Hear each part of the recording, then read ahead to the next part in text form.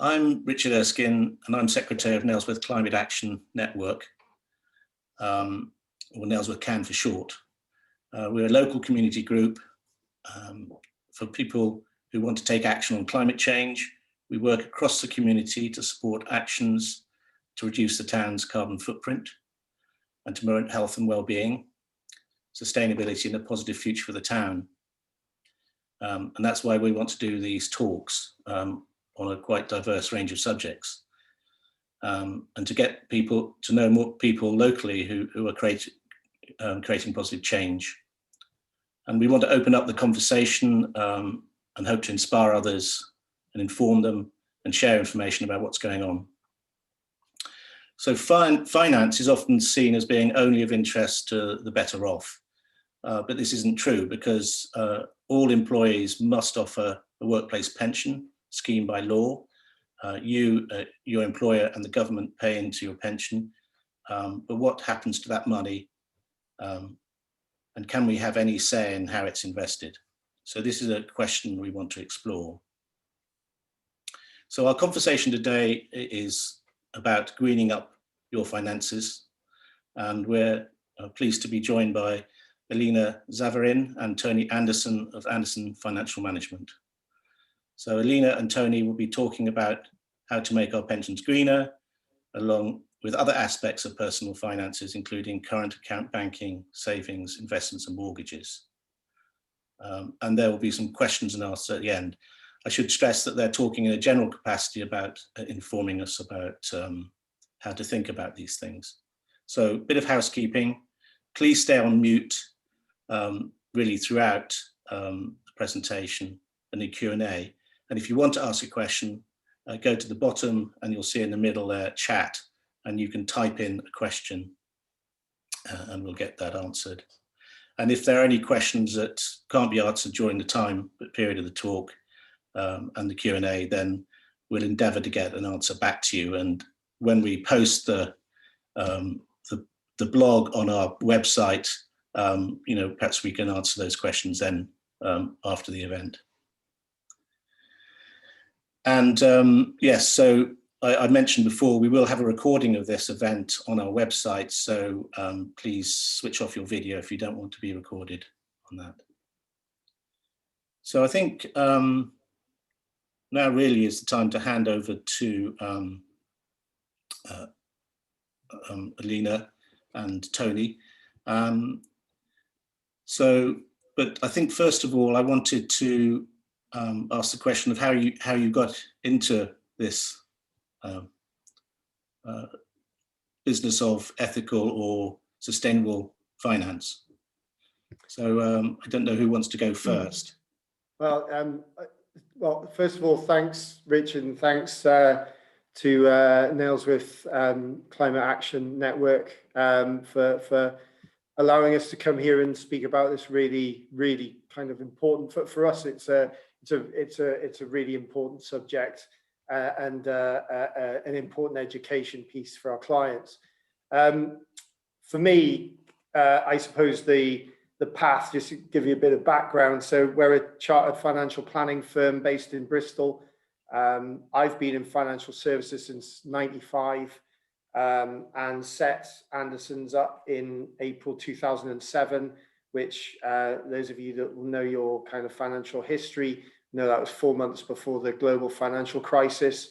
The previous 12 years, I'd worked for a number of big financial services firms, and that had kind of taught me a lot of how, really I learned how not to treat clients. And so when I set the business up, I was really kind of conscious of the three key stakeholders are the clients, your team and developing them, and your community, and giving back. And that's something that's really at the core of who we are as a business. So our strap line is to nurture and nourish our clients' wealth, and those words are really important because sustainability and working together within your community and with your clients is something that's really important to us.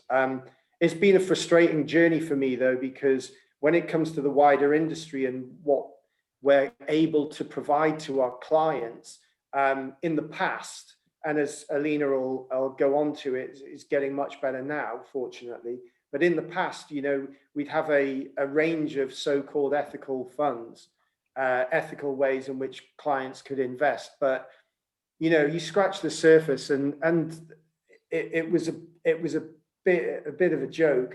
You know, you'd have funds holding BP and Shell in their top 10 holdings purely because they met a really low bar of percentage of profits spent on renewables research.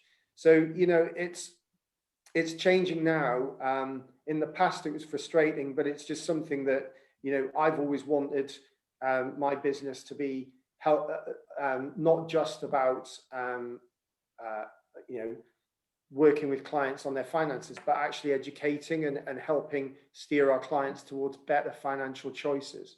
Yeah, great. So maybe I can ask you the same question, Alina. I got into financial services about 7 years ago, and I started from the bank. I started with HSBC, and I realized that was not the place to grow. That the opportunities for choices were limited because of the corporate structure, because of how rigid it was. And I thought I wanted to do something a lot more personal and something where I'd be able to speak with people directly and talk to their ways. And that's how I ended up with Tony 4 years ago.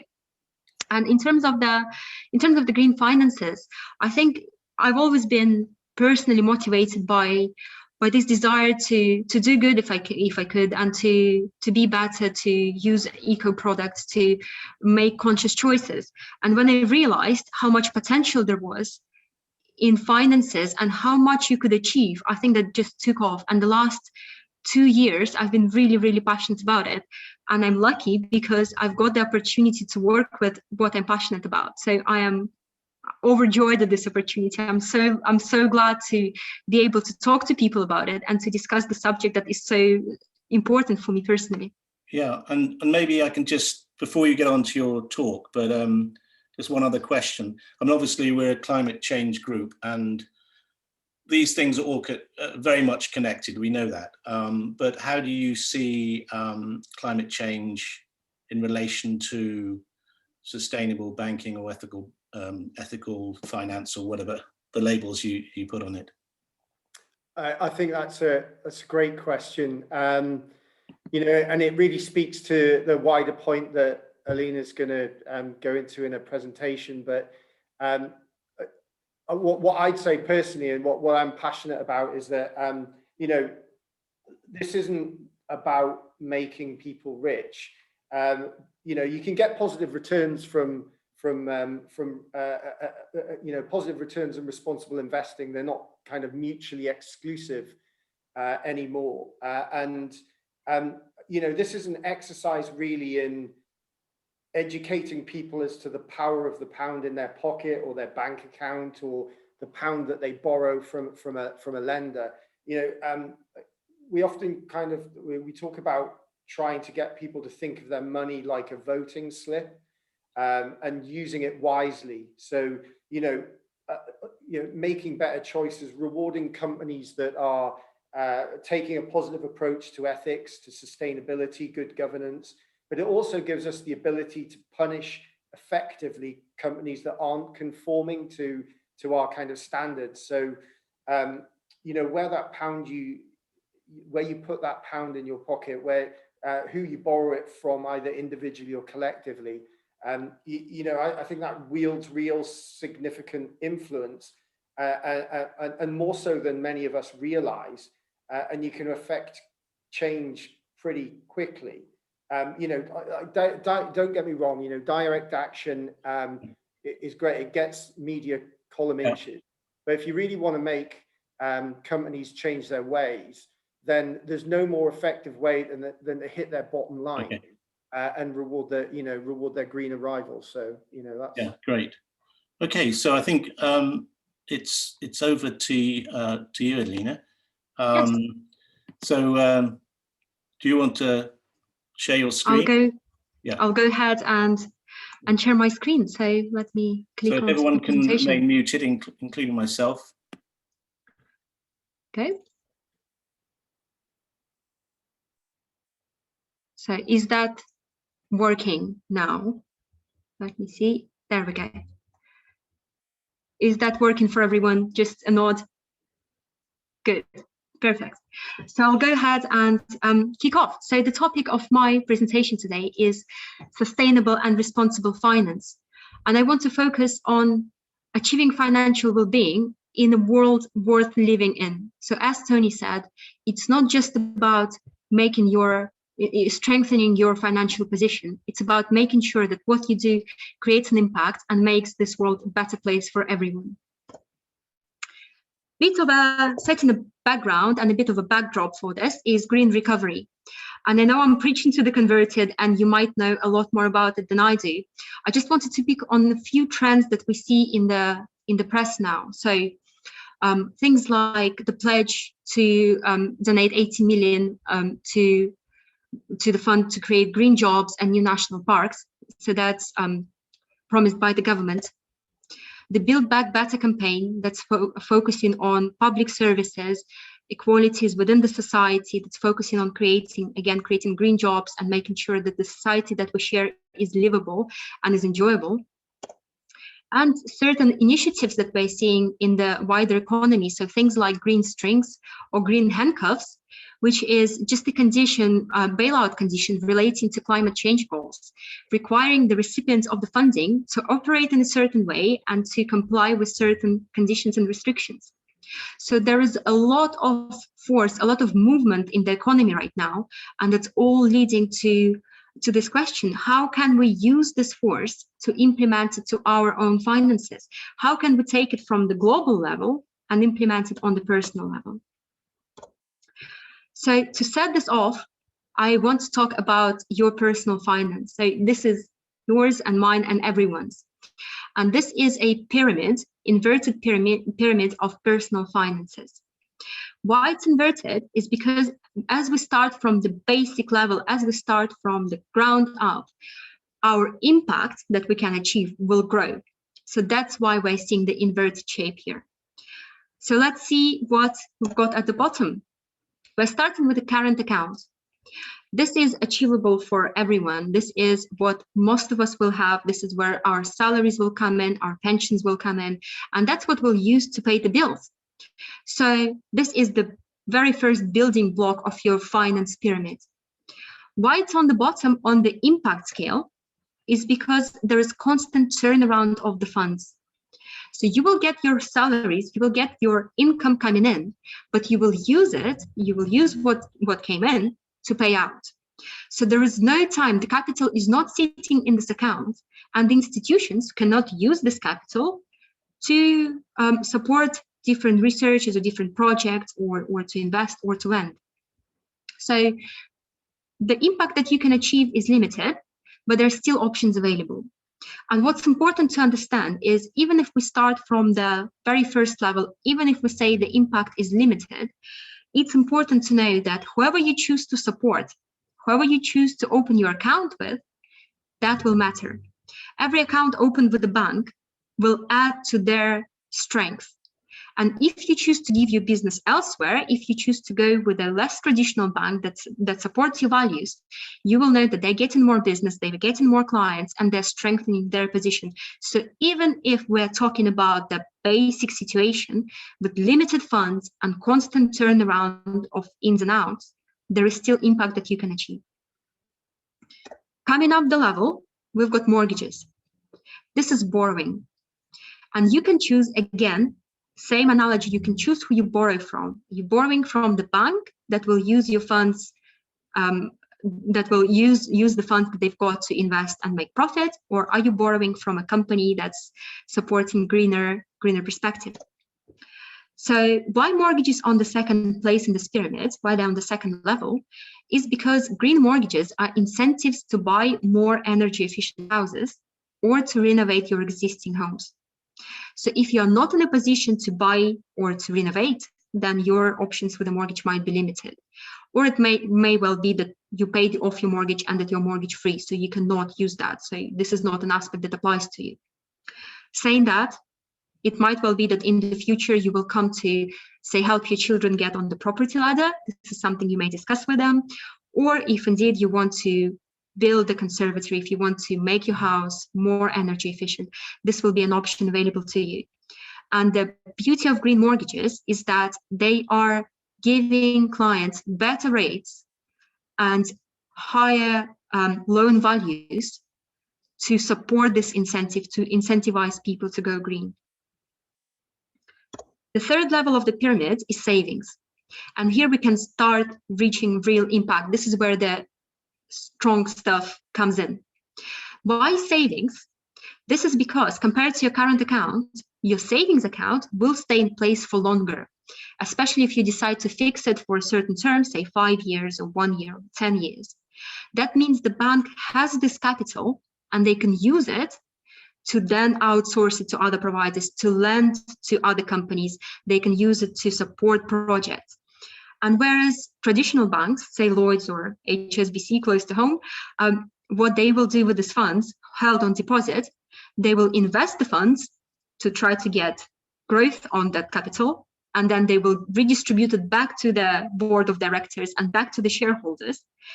The small companies will use this capital to pursue the values that they hold dear. I've got 3 alternatives here for you, and I've got sources for this.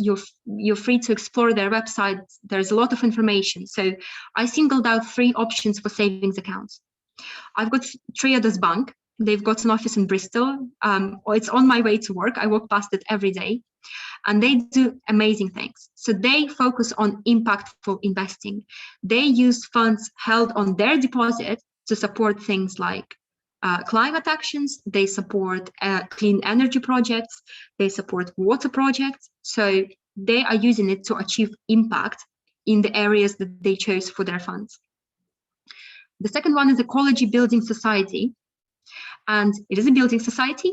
What it's doing with your funds that you hold on deposit, Ecology will use the funds to create more energy efficient houses, which is important in the current economy because younger people struggle to get on the property ladder.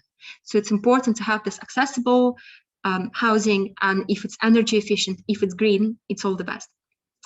And the final one, the one I'm most excited about, is Charity Bank. So Charity Bank is unique in that it is run and managed by charities. So the board consists of charitable organizations. And what Charity Bank will do with your money, they will lend it back to charities. So they use the funds held on deposit to support the charities. So as you can see, there are loads of options to pick from, and it depends on how you want to position your finance, what cause you want to support, and where you want to see it go. Now we're coming towards the top of the pyramid, and we've got investments and pension funds.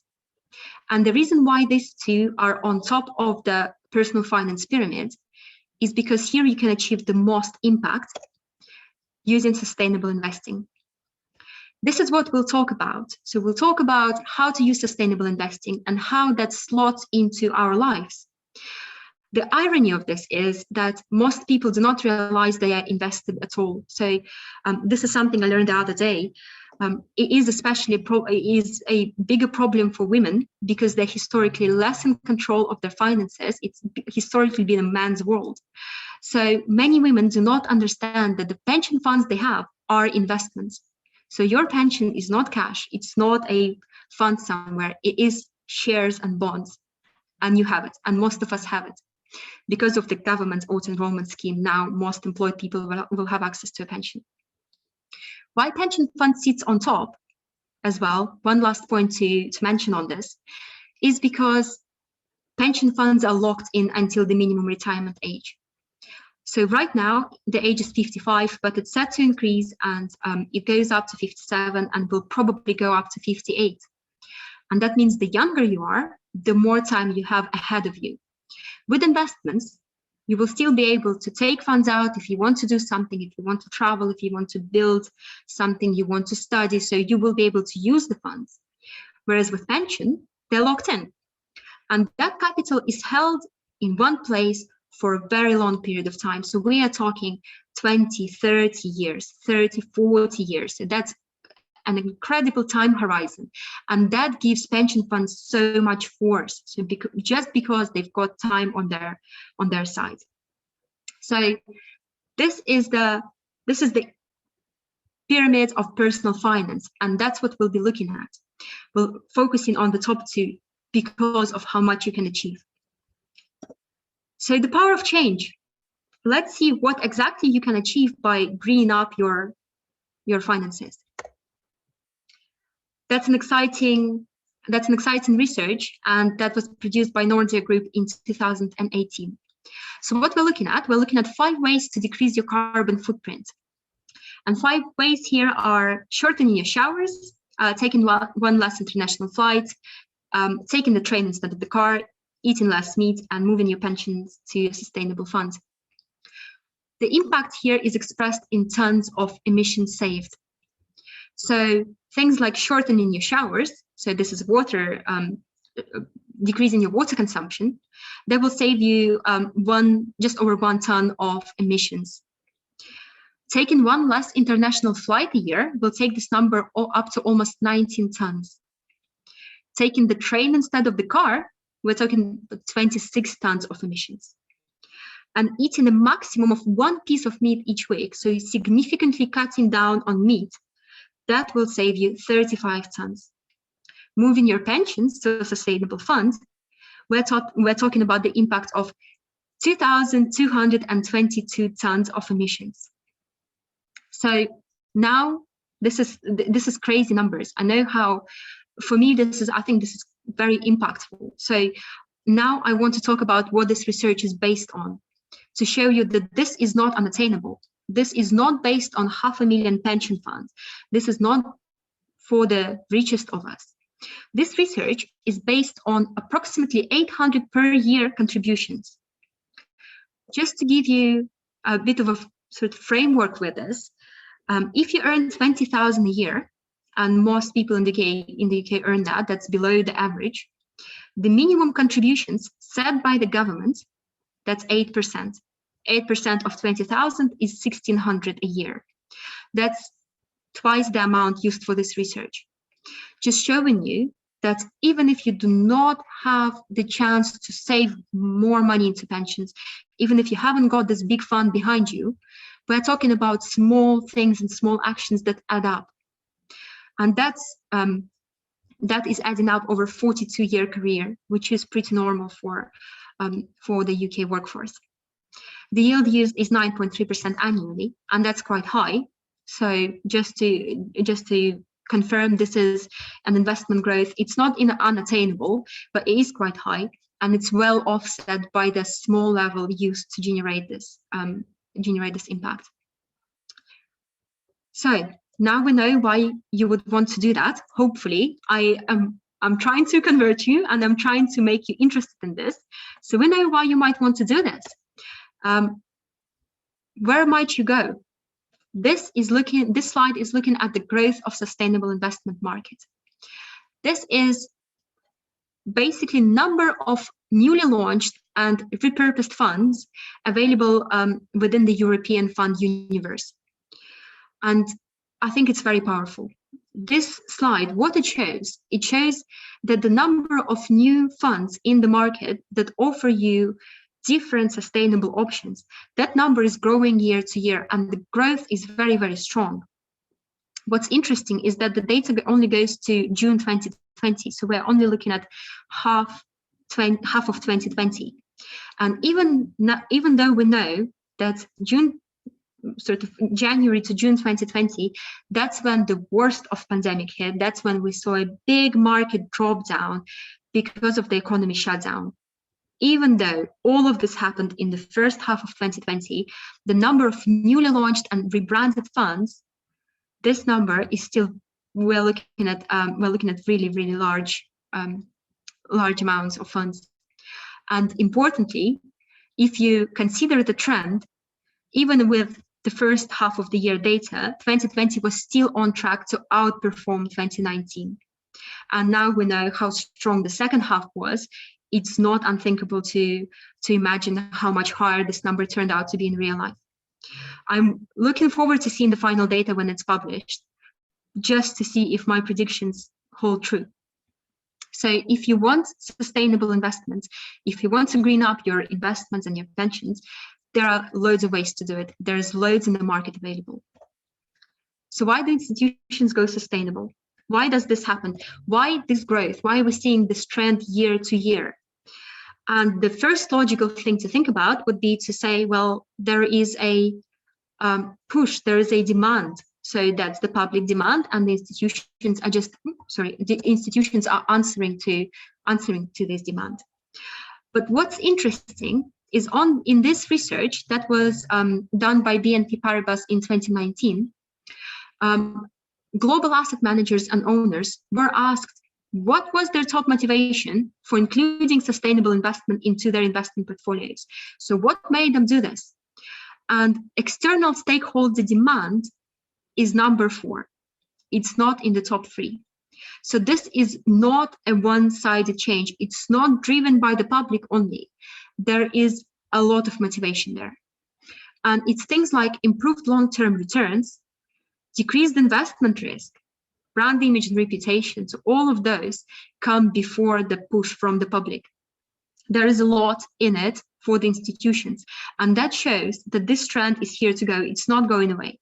There is so much in there. There's so much in there for the big companies and the small companies and the consumers alike, that we will only see this increasing year to year. Interestingly, number 5 is attraction of new talent. And as we know, as new younger workforce enters the work market, we'll know that people want to work within the companies where they feel they belong and where they feel their values are supported and aligned to the values of the company. So that is another, I think, very interesting one. It's one to watch, because the new workforce coming in now, they will have more drive to make this happen.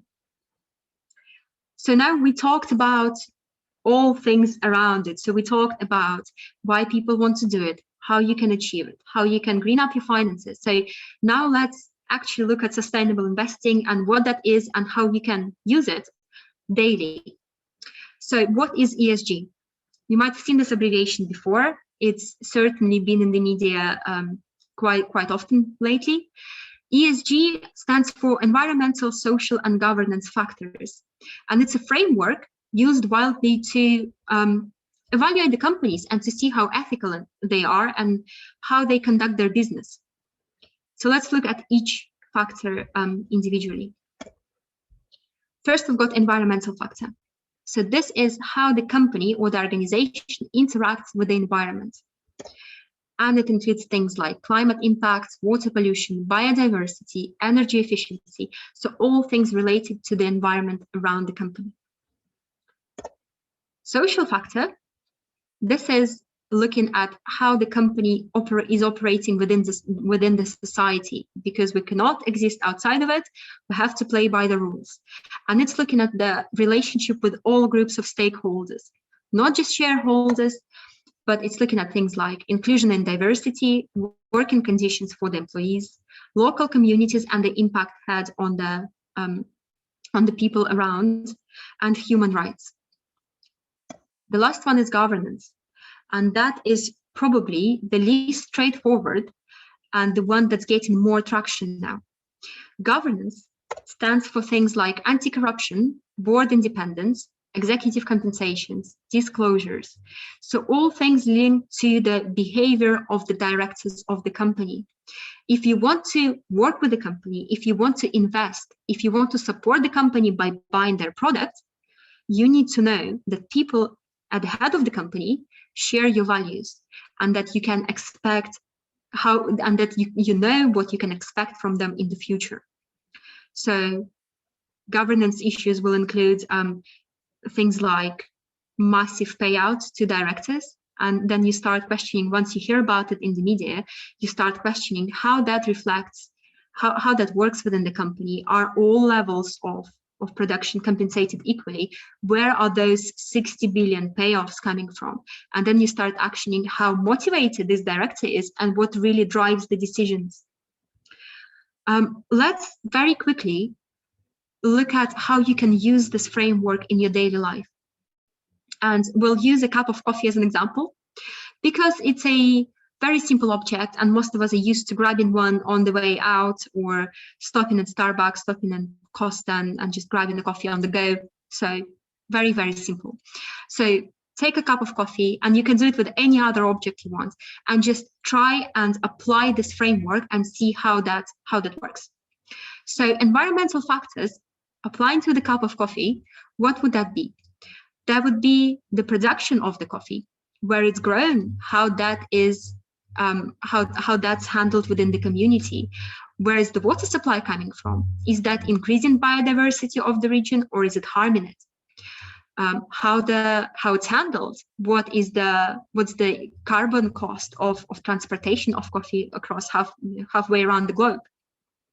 Social factors will include relationship with the stakeholders. So, are farmers paid fairly? What about the workers within the warehouses in the UK? People roasting coffee, people storing coffee, how every stage of the way is paid and compensated for what they do. How are workers treated, and whether they've got their human rights on all levels, well, whether this is taken into account. And finally, governance. What have you heard about the head of the company? What have you heard about the head of Starbucks or Costa? What are the news? So where is the development going? Are you going to expect to see biodegradable cups from them in the future?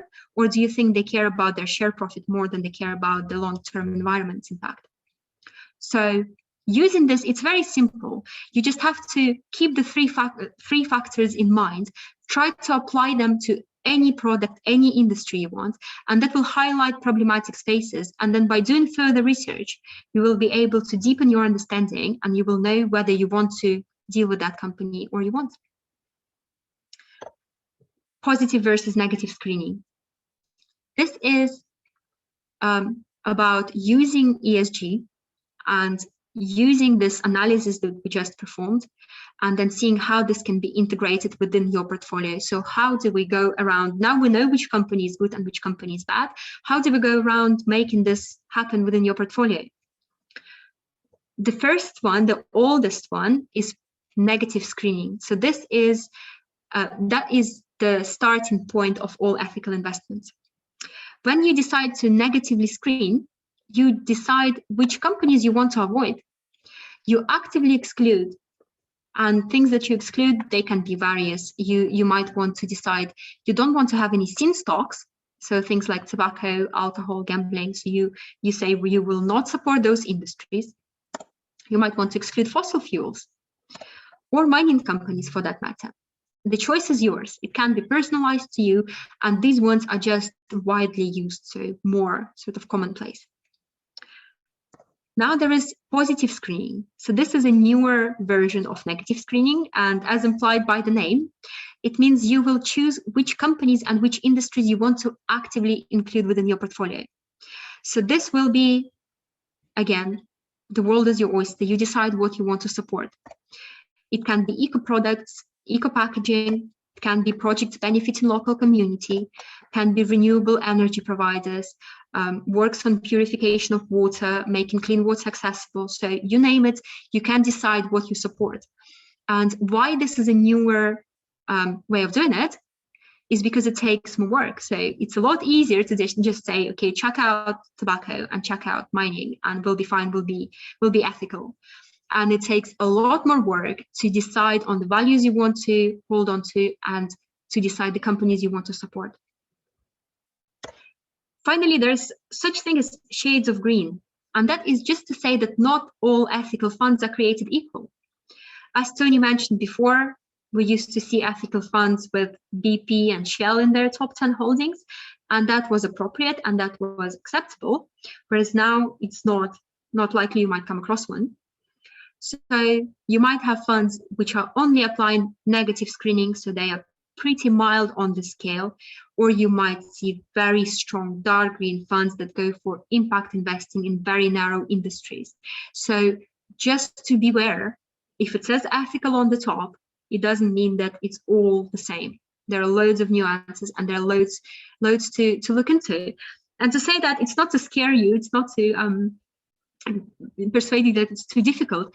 That just requires research. Like anything you buy on internet, you'll probably read reviews before you purchase a sofa, and it's the same. It's just looking around the internet and trying to see the data. It's usually available, just trying to decide for yourself whether the values align with yours.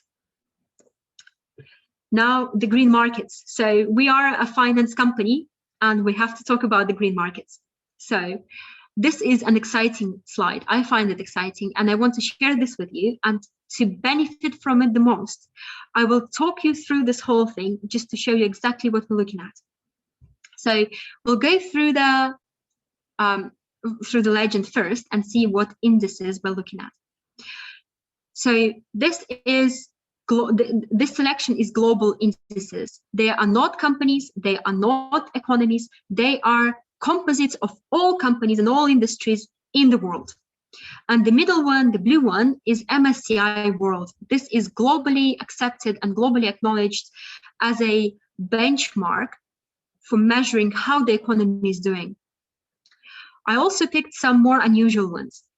I decided to go with MSCI World Oil, Gas and Consumer Fuel Index and MSCI World Tobacco Index. So those two are composites of all companies that trade within oil, gas and consumer fuels, and all companies that deal with tobacco.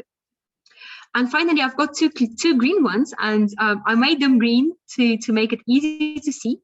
And they're MSCI Global Clean Technology and the NASDAQ Clean Edge Green Energy.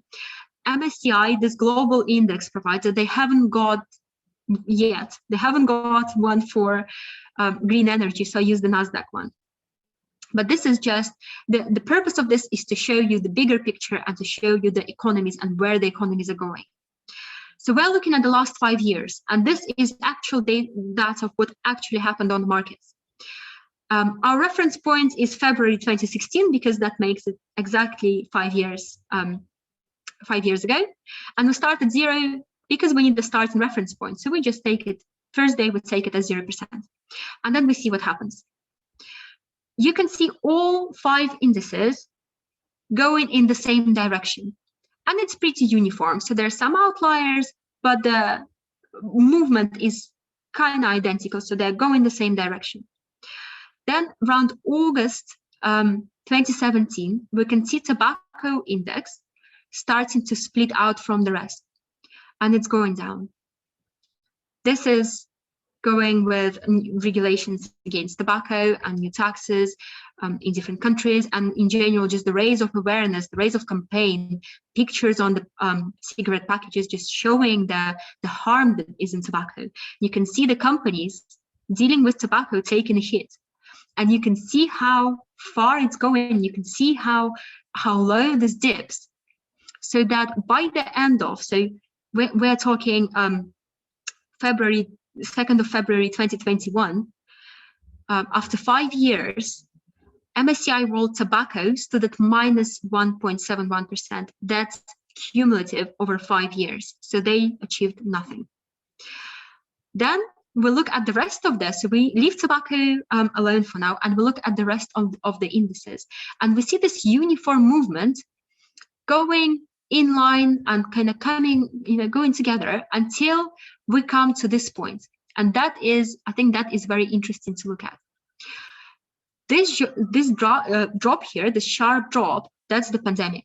And you can see it was felt everywhere. That's uniform to all markets. That is systematic risk that affects all systems at the same time. And you can see MSCI World, the index that's been pretty stable and that just slowly rising up. You can see the decline that happened on the world scale, and that's felt in on all the indexes. They all go down. But what's interesting is this time before the drop, and that's important because pandemic did not cause this. Pandemic did not cause the explosion of the green finance. It was there, and it would happen with or without it. And you can see the proof to it in this part of the graph, because you can see the split. You can see the green. You can see how green indices start their movement up, whereas tobacco starts to fall down. And as the pandemic hit, you can see, sorry, not tobacco, oil and gas, and you can see oil and gas joining tobacco at the bottom. And then we're looking at the recovery. So now we drop to the bottom and we're looking at the recovery. Tobacco, not much different. So it has not recovered. Oil and gas, they have not recovered to the levels they've been before the pandemic. MSCI World, very much recovered. That's the composite of all the companies in the world. So it is continuing its slow rise, slow gradual rise. But look at the two outliers, and that's impossible to ignore any longer, because look at that trajectory. This is unheard of. This is so powerful, because we're seeing clean technology and green energy composites. So all companies trading in this, we can see how far up they go and how sharp this rises. So if we compare MSCI World to MSCI Global Clean Technology, the final closing numbers, we're comparing 111 to 606%. That's 6 times the performance of the World Fund, of the World Index. And I've got further research to share with you. It's in my notes. For those of you interested, it is talking about traditional funds versus sustainable funds and their average returns as seen on 1, 3, 5, and 10-year timescales. And what's interesting is that there is constant and consistent outperformance shown by sustainable funds when compared to traditional. And this is, I think it's important to know that, because whilst we're talking about creating impact and doing good for the economy, we also need to acknowledge that what we're dealing with is your capital. This is your life savings. This is your livelihood. And you need to be careful with this. You cannot take decisions lightly. You cannot play with it, because you want to be able to afford the same lifestyle 20 years from now, 30 years from now, and you want to be able to support the same causes.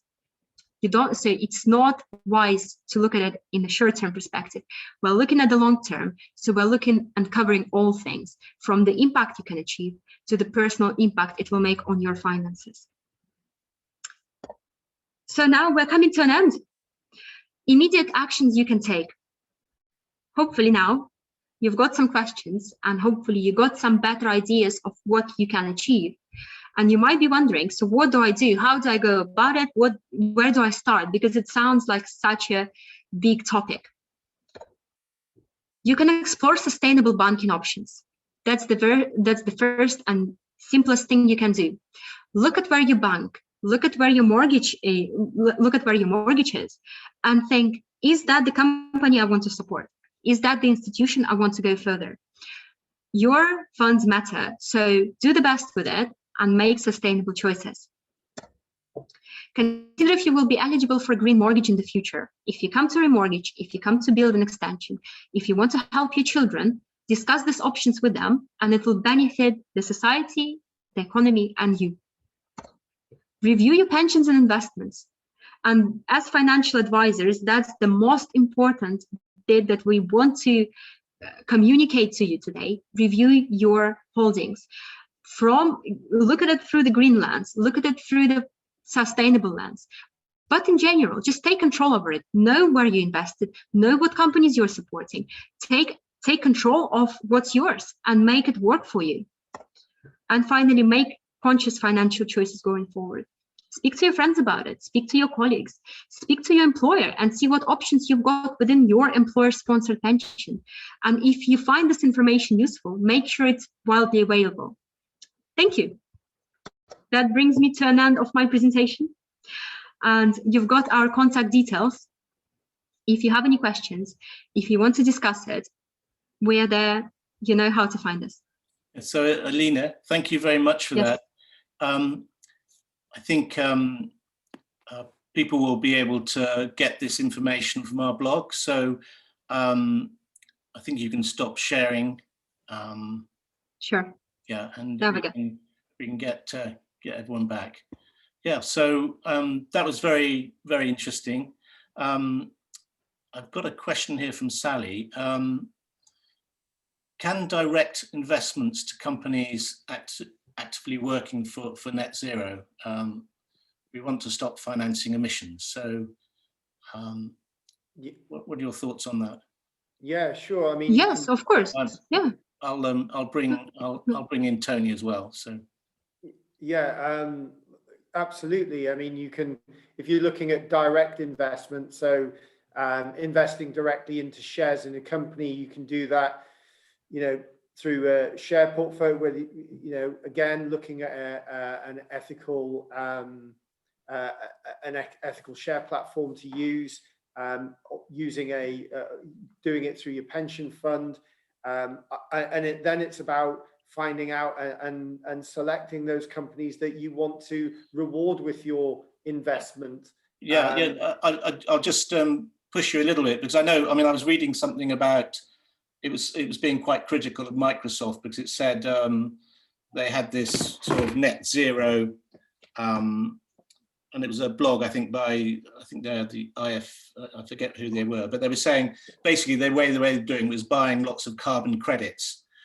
They weren't necessarily doing it by properly, changing their supply chains in a very proactive way. So one has to be a little bit careful sometimes with the headline numbers, because sometimes it can be, there's different ways to do it, aren't there? Yeah, absolutely. I mean, you've got to do your research around that. I mean, it's it depends the sector you want to invest in. I mean, we were talking about, you mentioned an email to me the other day, Richard, the company Orsted, and they, this is a really interesting company. So 8 years ago, this company were known as Danish Oil and Natural Gas, and they were pulling 200,000 barrels of oil out of the ground every day. And that year, in 2012, they got a new CEO, and he decided that he wanted to change this company around completely. Now, just 8 years later, they are a 100% renewables company, and by 2025, they're going to be carbon neutral.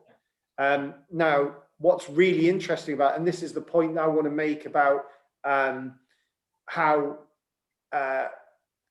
companies can change, and they can change quite quickly if there is the will to do that, and if they're given kind of a little push in the right direction. Because 12 months ago, in February 2020, BP got a new CEO, and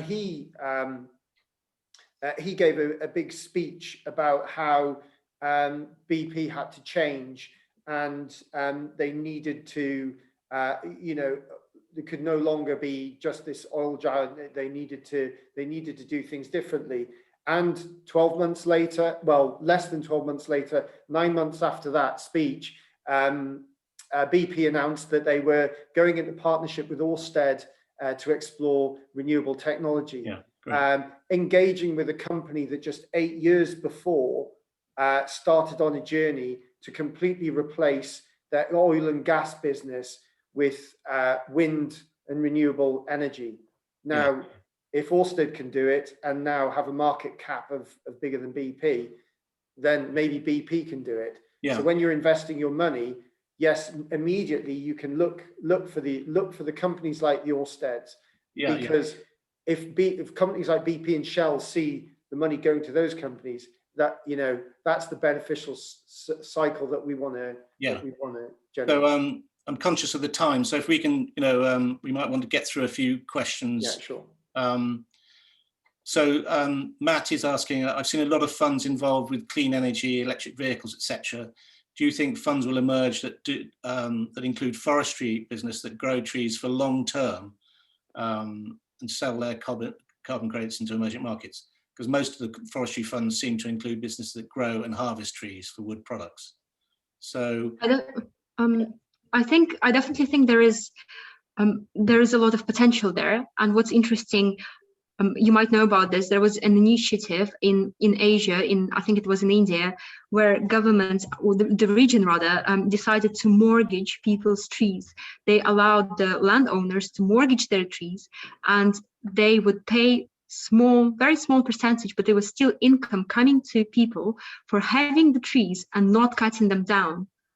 So that was an incentive from the region to keep the region for green and to incentivize people to plant more trees. And I think that's a very interesting topic. And I think there is a lot to look out for, because it is beneficial for everyone. It's biodiversity, it's the climate, so it's the shade that's provided by the trees. And for people, especially in regions where wealth might be scarce, it's a great way of getting that little bit of help. Yeah. And I think the way that the way, as Alina showed in one of her earlier slides, the main motivating factor in investment houses creating funds is creating sustainable funds is because they can make money out of them. It's there's this kind of slightly uneasy symbiosis going on here between people like us that want to see change and in a more sustainable planet, and then the actual the system, the financial system, who are saying, well, actually, no, we can make money out of this now. So. And there might be a tension between something, it might be something that's very, quote, sexy and looks like it's going, growing very fast, and something that is sustainable. It looks like they've got a good strategy which is going out. So I've got another question here. If you haven't got much time to research the environmental credentials of a company and the ESG thing that Alina took us through, are there any good sites that sort of can at least get a toehold on that, those complex questions? Or there is, luckily. It's called Sustainalytics, and you can access it easily. So we'll share it in the notes later, and kind of like sustainable analytics, so Sustainalytics. And that gives you a very good starting point. You can research different institutions, big companies, and you will see their ESG score. Okay. And it will be categorized one by one. So you will see that. I think that's a great starting point. And of course, if you are looking past that, that's a high level. If you're looking past that, there will be more research that will need to be done personally, just digging up, reading materials, reading reports.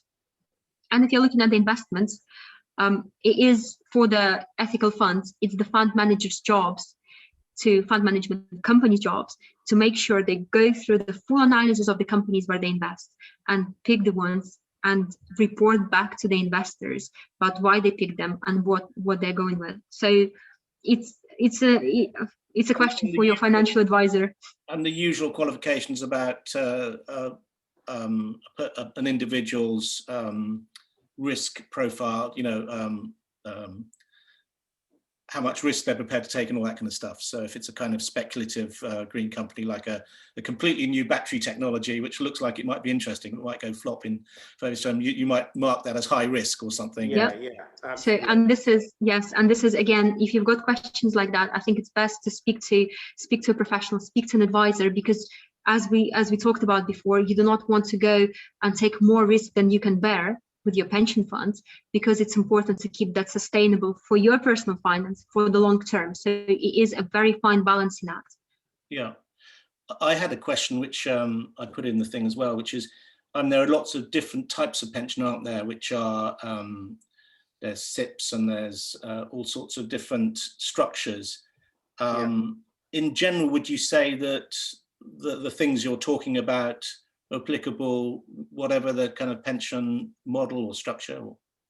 I mean, I think, a pension's just a wrapper. It's what you do within that. It's arguably the most tax efficient wrapper that any of us will have for as an investment.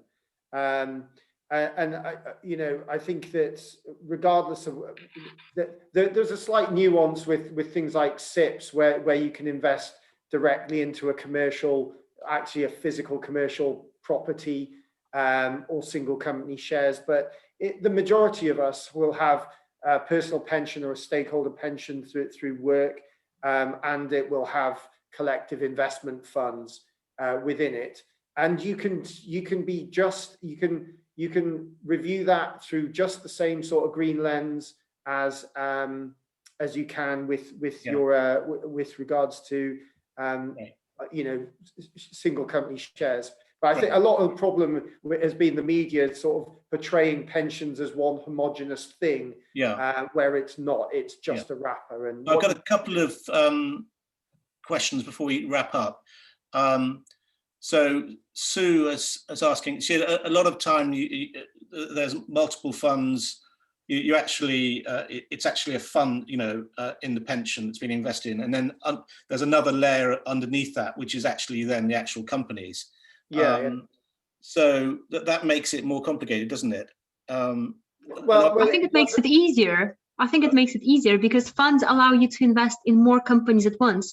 You diversify and you spread the risk instead of going with one company. Funds need to have an ESG score then, don't they? Yes, yes. And what we were talking about, the rise of the sustainable investment market, that's the rise and the growth of the number of sustainable funds.